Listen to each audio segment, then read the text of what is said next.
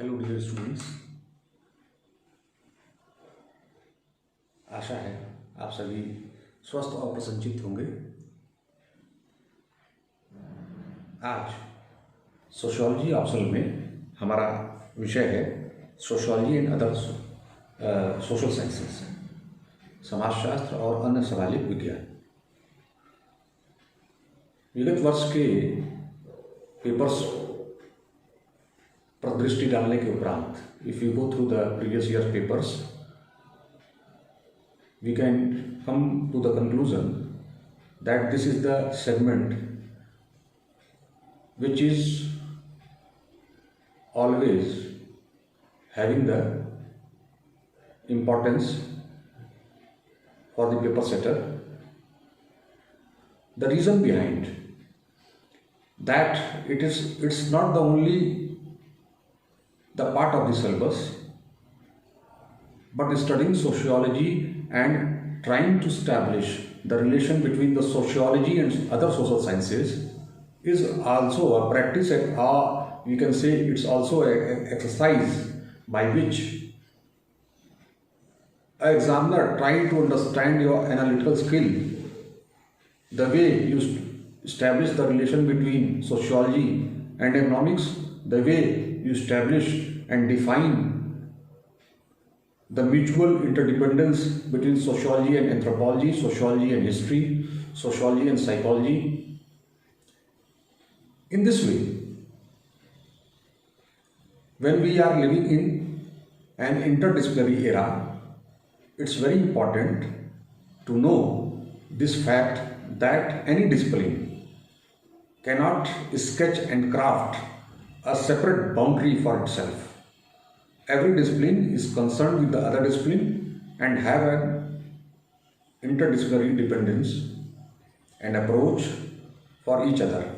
So, as we all well know that sociology has a peculiar origin,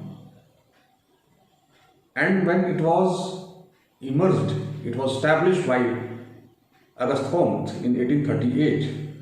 Then, at the time of birth, it was having a close relationship between the natural sciences, because the father of sociology, Auguste Comte, he was BSc, he had done his BSc graduation in physics, and the father of sociology having the background of the natural science, for example physics. So that close affinity is reflected from its emergence. So when we compare sociology with the other social science, it is very important to demarcate those areas which overlap sociology with other social sciences. And in this sequence, first of all, we will try to focus the relation between sociology and economics. You see, economics is the study of production in society, while sociology studies what is sociology. It's a science of society. It's the study of human interactions, human relations, social actions. So economics, according to what is economics? Alfred Marshall defines it that it investigates how man earns and spends money. What is an economic activity? Actually, every economic activity is a social activity, and every economic activity involves the activity of production.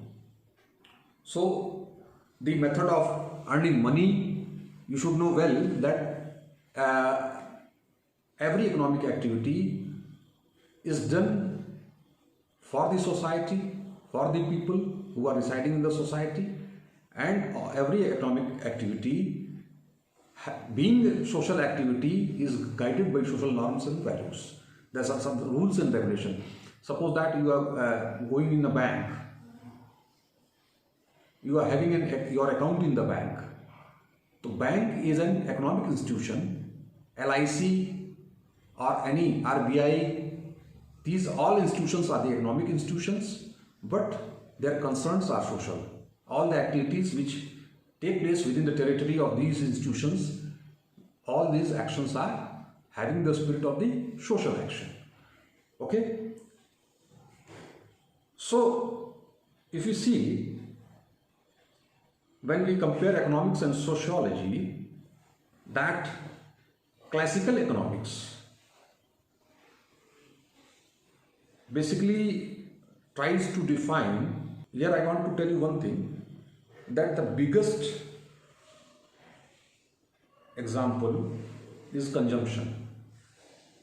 You know, in today's 21st century, when we are living the era of globalization, the era of globalization is defined, very much defined by the consumer behavior, consumer culture. So consumer behavior is also affected by social and cultural values, okay? And classical economy calculations sometimes exclude various social costs and benefits, while economists themselves recognize as externalities. A leading sociologist, Pierre Bourdieu, is of the view that a true economist takes into consideration even the cost of externalities like society and pollution. So what happens? Sociology, many of the sociologists having such type of approach of studying the economic institutions which otherwise look similar. For example, the capitalist mode of production of different countries is viewed differently. Indian capitalism is viewed as compulsive capitalism, while Japanese capitalism is viewed as nationalist capitalism. Russian capitalism is entirely different, having the flavor of socialist as well as capitalist approach, both.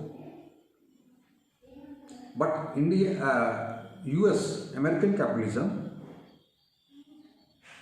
is based on the nationalist capitalism as well as having the spirit of a dominant capitalistic approach, means to spread the spirit of its capitalism to those developing countries through establishing the multinational corporations which have the roots in, which are the American based companies, or you can say which are trying to earn from the periphery and to enrich the core, means its own country. And this is the dangerous side of the globalization also, which we will talk in later. In classical sociology, one extreme position had been adopted by Marxists. According to the Marxist approach, the understanding of the superstructure consisting of various social institutions can never be complex unless seen in the context of economic substructure. You see the Marxist theory, he talks about the substructure and the superstructure, and the layer of the substructure is entirely having the economic colors. Thus, economic behavior of man is viewed as a key to understand the social behavior of man. So, here I would like to quote Emile Durkheim. He rejects that classical economics. He rejects the propoundings of Adam Smith and established his economic theory. If we see the theory of division of labor propounded by Emile Durkheim, he offers a sociological explanation. He offers a new sociological explanation, and he had put his effort to establish by giving the social explanation in which a priority over economic explanations, and accordingly to him at a micro level, economic activity happens in an autonomous manner guided by the needs of the society. Here the dominant figure is society. So what happens? You see the recent study, Galbraith, Gurnal Middle, Raymond Aron, Strachey, Niels Smeltzer, which are talking about sociology and economy. You can say there is a branch in sociology which is known as economic sociology. It deals with the social aspects of economic life, and recently in the last few years you see the new emerging concepts of the gender budgeting and feminist economics. They are also becoming the important part and parcel for the disciplinary concerns, and coming up to address the emerging social relations in the new format. Thus, sociology and economics, you can see it meets at various places. Now, try to understand the relation. You see the slide. In slide, you can see that economics, its scope is narrow and specific, but when we come to sociology, it has a wider scope than the economics, because it includes all the aspects of the human action. Point number 2. Actually, economist, the focus of the economist lies on the relationship between the pure economic variables like demand and supply, price and supply, money flows, input, output, export, import, okay, inflation. So these all are the specific terms of the economics. When we go to the sociology, it is study the production enterprise as a social organization, industry as a social organization, the supply of labor as affected by values and preferences, influences of education on economic behavior, and role of caste system in economic development. If you see the third point, that the traditional economist seeks to understand economic activity in a broader framework of ownership of relationship to means of production, as well as when you come to the sociology, we see that it doesn't accept this economic theory, but it focuses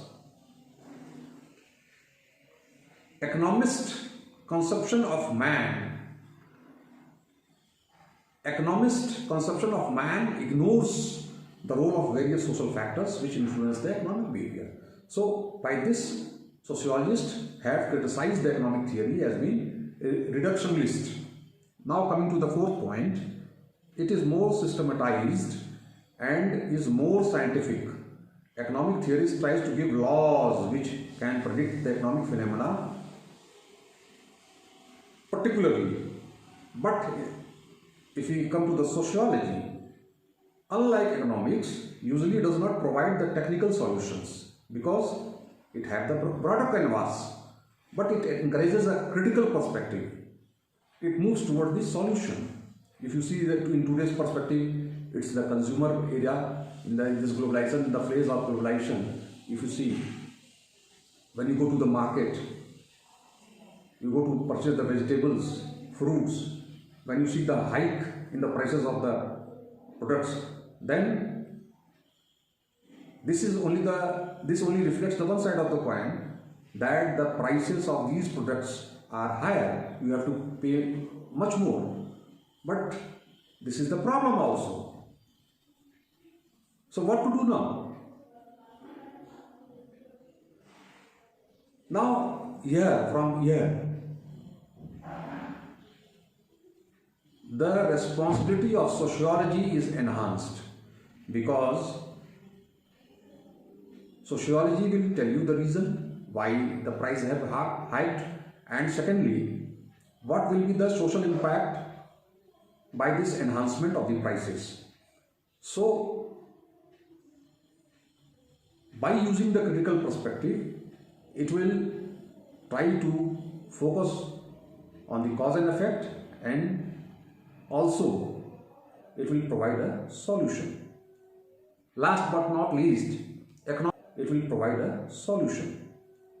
Last but not least, economics. If we come to the economics, the scope of building theory in economics and laws is more is here visible. So law of demand and supply is universal in application. You see everywhere at the global level. The law of demand and supply is having a very dominant visibility. But when we come to the sociology, sociological propoundings and laws are less universal in nature, because sociological law and the categories of the law, it till a certain limit relies on the cultural structure. And you see in the whole world, from country to country, there is a cultural differences which reflects. So when the culture is different, so you can't sketch a universal law, universal sociological law. So sociological law are less universal. That is the reason in nature. And as there is a little, it is a not, you can say, still sociologists are working to develop some universal categories, but still there is a little consensus in sociology itself over the perspective. There are various perspectives. So the work is going on, but these are the basic features and relation to between the economics and sociology. If you see here, I want to quote the view of Pierre Bourdieu again. According to Pierre Bourdieu, a true economy science would look at all the cost of the economy, not only at the cost of that corporations are concerned with, but also at crimes, suicide, and so on. So economic calculations can never leave social responsibility and social calculations. So this is the basic relation. Try to understand this. Every economic calculation should lie on the social calculation. Every economic calculation should have concern with the social responsibility. So sociology learns a lot from economics. Okay?